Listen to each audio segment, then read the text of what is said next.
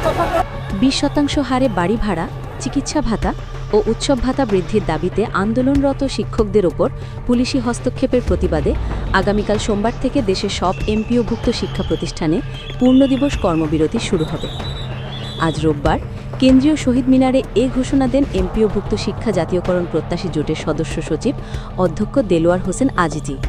তিনি জানান, প্রেস ক্লাবের সামনে শিক্ষকদের ওপর সাউন্ড গ্রেনেড নিক্ষেপ ও গ্রেপ্তারের ঘটনা ন্যাক্কারজনক। এই হামলার প্রতিবাদস্বরূপ কর্মবিরতি শুরু করার সিদ্ধান্ত নেওয়া হয়েছে। শিক্ষক কর্মচারীরা সকাল থেকেই জাতীয় প্রেস ক্লাবের সামনে 20% বাড়ি ভাড়া, 1500 টাকা চিকিৎসা ভাতা এবং উৎসব ভাতা 50% থেকে 75% বৃদ্ধি করার দাবিতে অবস্থান করেছিলেন। দুপুরে পুলিশ শিক্ষকদের সরাতে সাউন্ড গ্রেনেড ব্যবহার করে, যা আতঙ্ক সৃষ্টি করে। পরবর্তীতে শিক্ষক নেতারা কেন্দ্রীয় শহীদ মিনারে অবস্থান নিয়ে আন্দোলন চালিয়ে যাওয়ার ঘোষণা দেন। এভাবে আগামীকাল থেকে দেশের সব এমপিওভুক্ত শিক্ষা প্রতিষ্ঠানে শিক্ষক ও কর্মচারীরা কর্মবিরতি পালন করবেন।